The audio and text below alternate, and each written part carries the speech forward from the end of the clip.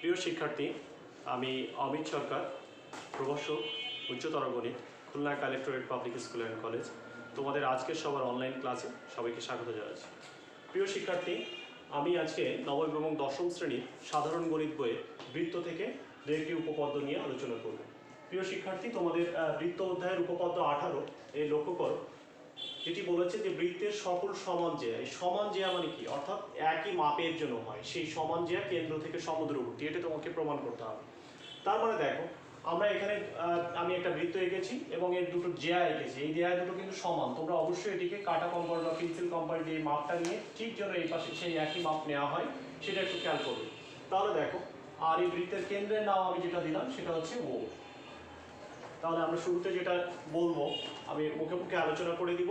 মনে করি ও কেন্দ্র বিশিষ্ট বৃত্তের, আবার বলছি, মনে করি ও কেন্দ্র বিশিষ্ট বৃত্তের এবি এবং সিডি দুইটি সমান জ্যা। এবি এবং সিডি দুইটি কেমন জ্যা? দুটি সমান জ্যা। আচ্ছা, তোমাকে এখানে প্রমাণ করতে হবে যে কেন্দ্র ও হতে এবি এবং সিডি জ্যা দুটি সমদূরবর্তী। সমদূরবর্তী কথা মানে কি? সমদূরবর্তী মানে একই দূরত্বে অবস্থিত। তাহলে আবারও বলছি, যেটা আমরা করেছি যে আমাকে এখানে প্রমাণ করতে হবে যে সেই কথাটি আমি আর কিন্তু ভাষাটা লিখলাম না। আরেকবার বলে দিই, মনে করি ও কেন্দ্র বিশিষ্ট বৃত্তে এবি এবং সিডি দুইটি সমান জ্যা।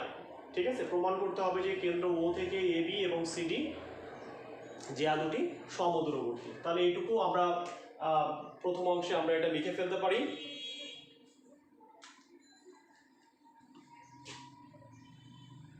লিখি যে প্রমাণ করতে হবে যে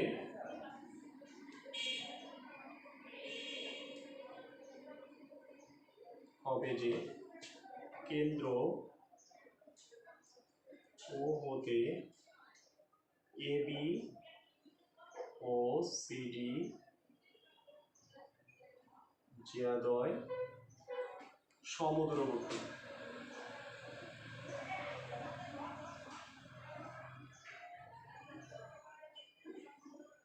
এটি এখন দেখো, আমাদের এখানে অঙ্কন আছে। অঙ্কনটা আমরা কিভাবে করব?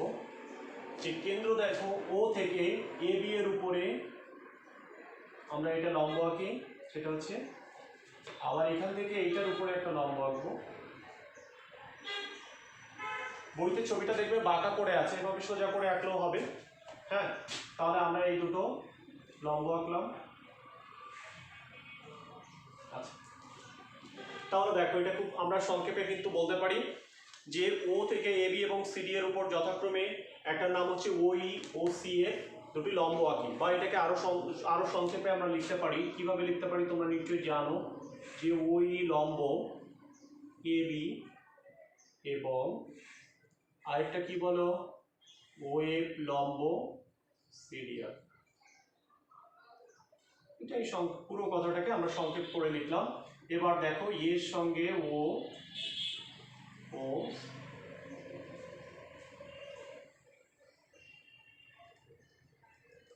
দেখো, এই দুটোকে আমরা যোগ করব।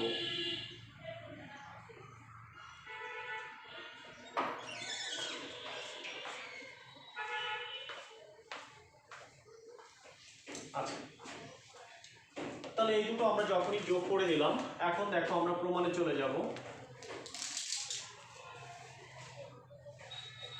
এই প্রমাণের ক্ষেত্রে তোমরা চাইলে ধাপ ব্যবহার করতে পারো, সেটি হচ্ছে ধাপ 1। লক্ষ্য করো, প্রথম ধাপে আমরা যেটা বলছি যে আমাদের এখানে যেটি আছে যে ওই লম্ব, এই ওই লম্ব কার উপরে লম্ব? এই উপরে লম্ব। এবং আরেকটা দেখো, ও এফ লম্ব হচ্ছে সি। এই লম্বটা হলে কি হয়? এর আগের ক্লাসে যেটি তো তোমরা দেখেছো, সেখানে আমরা দেখেছিলাম যে বৃত্তের কেন্দ্র থেকে ব্যাসভিন্ন অন্য কোনো জ্যায়ের উপর অঙ্কিত লম্ব সেই জ্যাকে আসলে সমদ্বিখণ্ডিত করে। তবে আবার বলছি যে কেন্দ্র থেকে ব্যাসভিন্ন অন্য কোনো জ্যায়ের উপর অঙ্কিত লম্ব জ্যাকে কি করে? সমদ্বিখণ্ডিত করে। তাই যখনই আমরা লম্ব, তার মানে আমরা এখান থেকে বলতে পারছি যে অতএব এই ইকুয়াল বি, এবং আরেকটা কি বলতে পারছি, সিএফ ইকুয়াল ডিএফ। এখানে কিন্তু এই সাইড নোটটা দিতে হবে। সাইড নোট যেটি আমি মুখে মুখে বলে দিলাম, এই সাইড নোটটি কিন্তু এখানে দিতে হবে। কি? বৃত্তের কেন্দ্র থেকে ব্যাসভিন্ন অন্য কোনো জ্যায়ের উপর অঙ্কিত লম্ব জ্যাকে কি করে সমদ্বিখণ্ডিত করে। এই কথাটি অবশ্যই এই সাইড নোটের মধ্যে কিন্তু লিখে দিতে হবে। তার মানে এখন দেখো আমরা যেটা বলতে পারি এই সমান সমান সম্পূর্ণটা এই হচ্ছে টোটালটার অর্ধেক। তার মানে আমরা বলতে পারি সেটি হচ্ছে হাফ অফ এবি, এবং এই পাশে যেটুকু আছে আমরা বললাম সেটা হচ্ছে ক্যাপিটাল CF সমান সমান সম্পূর্ণটার অর্ধেক, তার মানে হাফ অফ CD, এটি আমরা বলতে পারি। তাহলে এই অংশটুকু আমরা বলতে পারলাম। এখন দেখো আমরা যেটা আছে ধাপ 2 তে চলে যাব, কিন্তু ধাপ 2 তে আমাদের কি বলে দিয়েছে, বলেছে এখানে দেখো সমান সমান জ্যা, আবারও দেখো সমান জ্যা, আমাদের জ্যা দুটো কিন্তু সমান ছিল। তার মানে আমরা কি বলতে পারি, দেখো AB ইকুয়াল এখানে দেখো CD, তো AB আর CD যদি সমান হয় তাহলে নিশ্চয়ই হাফ ইন্টু AB সমান সমান হাফ ইন্টু CD, এ দুটোও সমান। তাহলে হাফ ইন্টু AB মানে কি, আমরা এখান থেকে বলতে পারি হচ্ছে AE সমান সমান CF, AE সমান সমান CF। এই দুটো কেন হলো, এই যে দেখো হাফ ইন্টু AB মানে হচ্ছে AE আর হাফ ইন্টু CD মানে কত CF, তাহলে আমরা এটা কিন্তু এটুকু আমরা বলতে পারলাম। আমি এখন উপর থেকে কিছু অংশ আমাকে মুছতে হবে। আচ্ছা, এখান থেকে আমি মুছে ফেলি কিছুটা। আচ্ছা, এখন দেখো আমরা ধাপ 3 তে চলে যাব।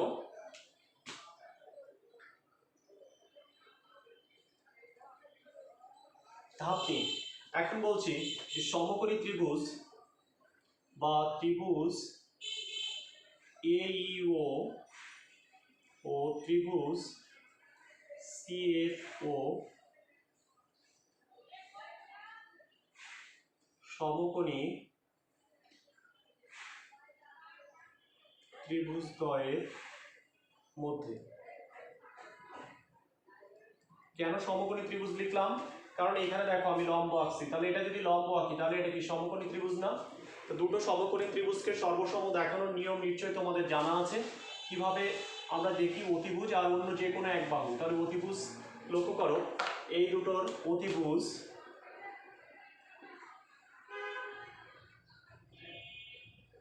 অতিভুজটা কি, এইটার দেখো অতিভুজটা হচ্ছে AO,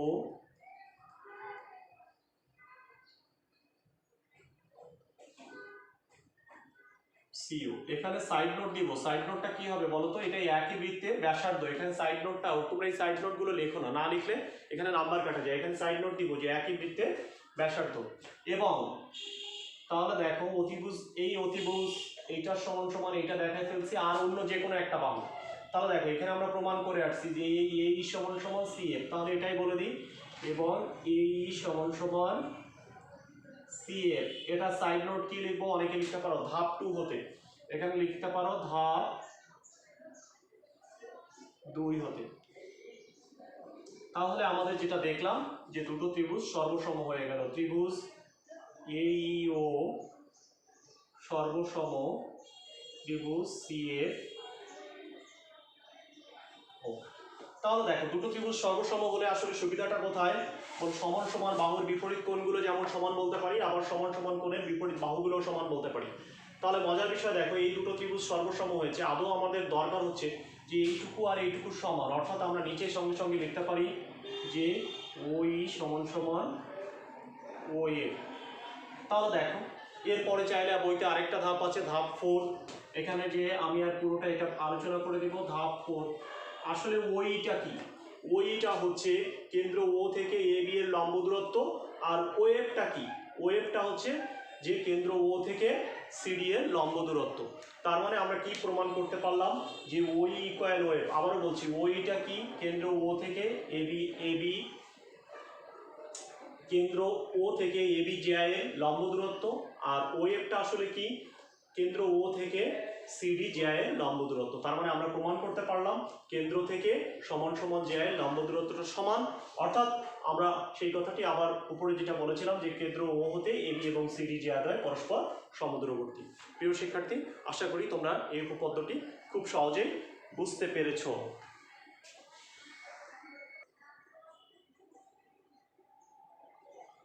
প্রিয় শিক্ষার্থী, এখন আমরা উপপাদ্য 19 বৃত্তের কেন্দ্র হতে সমদূরবর্তী সকল জ্যা, অর্থাৎ এবার কিন্তু সমদূরবর্তী এটা বলে দেওয়া আছে, তোমাকে প্রমাণ করতে হবে জ্যাগুলো পরস্পর সমান। তাহলে দেখো আমরা শুরু থেকে কিভাবে বলবো, যদি সেই একইভাবে আলোচনা করি। মনে করি ও হচ্ছে কেন্দ্র বিশিষ্ট একটি বৃত্ত, এর দুটি জ্যা আমরা বলছি হচ্ছে এবি এবং সিডি। এই দুটি জ্যা কিন্তু পরস্পর সমান না, এটা সমান বলছি না আগে, এটি আমাকে সমান প্রমাণ করতে হবে। দেখো ও থেকে এবার হচ্ছে এবি এর উপর লম্ব আঁকলাম, নাম দিলাম হচ্ছে ও ই। আবার ও থেকে সিডি এর উপর লম্ব আঁকলাম, সেটার নাম দিলাম হচ্ছে ও এ। আরেকবার বলি, এখন দেখো অর্থাৎ আমাদের এখানে দেয়া আছে ও ইকুয়াল ও এ, তার মানে এটা আমাদের কি দেওয়া আছে, কেন্দ্র থেকে। দেখো আবার বলছি, বৃত্তের কেন্দ্র হতে সমদূরবর্তী, তার মানে তোমার এখানে যেটা প্রমাণ দেওয়া আছে সেটা হচ্ছে ও ই ইকুয়াল ও এফ, অর্থাৎ ও ই সমান সমান ও এফ, এটা দেওয়া আছে কেন্দ্র থেকে সমদূরবর্তী।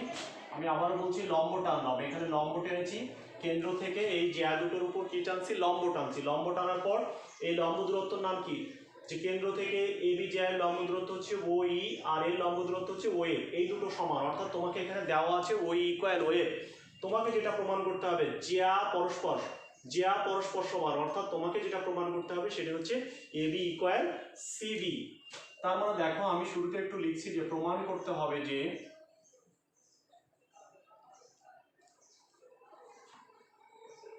তার মানে আমি এভাবে লিখি যে আমাদের সামনে যেটা দেওয়া আছে যে ও ই ইকুয়াল ও এফ হলে প্রমাণ করতে হবে যে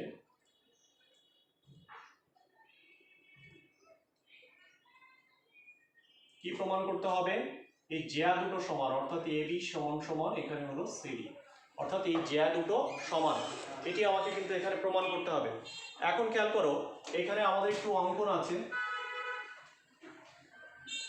এই অঙ্কনটা কেমন, আমরা এর সঙ্গে ও আর সি এর সঙ্গে ওটা যোগ করব, তাহলে লিখতে পারি ও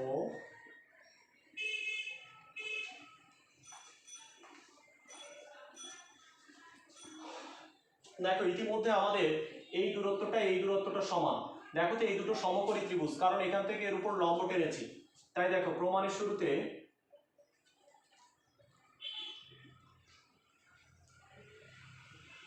ধাপ 1, সমকোণী ত্রিভুজ এ ইউ ও ত্রিভুজ সি এফ, এই দুটোর মধ্যে দেখো অতিভুজ কোনটা লক্ষ্য করো, এই ত্রিভুজটার অতিভুজ হচ্ছে এই এ ও,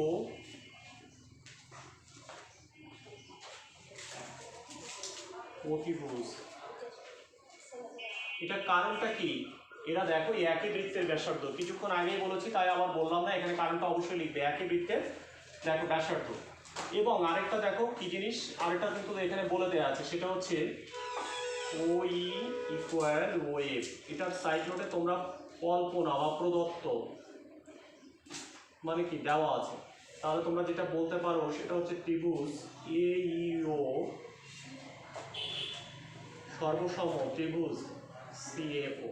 তাহলে দুটো ত্রিভুজকে আমরা যখনই সর্বসম দেখাতে পারলাম, তখন কিন্তু আমাদের এখানে যে কাজটি করা যাবে, যে আমাদের যেটা দরকার, দেখো এ ই, অনেকে ভাবে যে স্যার আমি যে কোনো বাহু সমান সমান যে কোনো বাহু লিখতে পারবো না, কখনো পারবো না। দেখো এই কোণের বিপরীত বাহু নাম হচ্ছে এই কোণ সমান সমান মূলত হচ্ছে এখানে এই কোণ হচ্ছে, এই দুটো কোণ সিমিলার, অর্থাৎ এই কোণের বিপরীত বাহু, তার মানে আমাদের এখান থেকে লিখতে হবে এই ইকুয়াল হচ্ছে সি এফ। এখন দেখো ধাপ 2, প্রথম ধাপ থেকে আমরা যেটা পেলাম সেটা হচ্ছে এই ইকুয়াল সেই এফ। এখন দেখো তুমি এই সমান সমান কি লিখতে পারো, এই আসলে হাফ অফ এ বি, এবং আরেকটা যেটা আছে সি এফ ইকুয়াল আমরা কি বলতে পারি, হাফ অফ সিডি। এটা কেন বলতে পারি, এর কারণটা তোমাদের কিন্তু লিখতে হবে, কারণটা আমি মুখে মুখে বলে দিচ্ছি। কেন এইটুকু টোটালটার অর্ধেক, এর কারণ একটাই, যেটি হচ্ছে যে বৃত্তের দেখো কেন্দ্র থেকে ব্যাসভিন্ন অন্য কোনো জ্যায়ের উপর অঙ্কিত লম্ব, বৃত্তের কেন্দ্র থেকে ব্যাসভিন্ন অন্য কোনো জ্যায়ের উপর অঙ্কিত লম্ব ওই জ্যাকে সমদ্বিখণ্ডিত করে। বৃত্তের আবারও বলছি ব্যাসভিন্ন অন্য কোনো জ্যায়ের উপর অঙ্কিত লম্ব ওই জ্যাকে কি করে সমদ্বিখণ্ডিত করে। তাহলে এটা তো আসলে সমদ্বিখণ্ডিত করেছে, তাহলে এই ইকুয়াল আমরা বলতে পারি সম্পূর্ণটার অর্ধেক, আবার CF ইকুয়াল টু বলতে পারি সম্পূর্ণটার অর্ধেক। ঠিক আছে, তাহলে লক্ষ্য করো এইখানে আমরা ধাপ 1-এ পাচ্ছি এই ইকুয়াল CF, আর ধাপ 2-তে পাচ্ছি এই ইকুয়াল এইটা আর CF ইকুয়াল এইটা। তার মানে দেখো ধাপ 3 আমরা এভাবে বলতে পারি যে ধাপ 1 ও 2 হতে পাই কি পাই বলো, যে half of AB equal half of CD, half of বাদ দিলাম, তার মানে AB ইকুয়াল CD। তাহলে কিন্তু আমার প্রমাণ হয়ে গেল যেটা।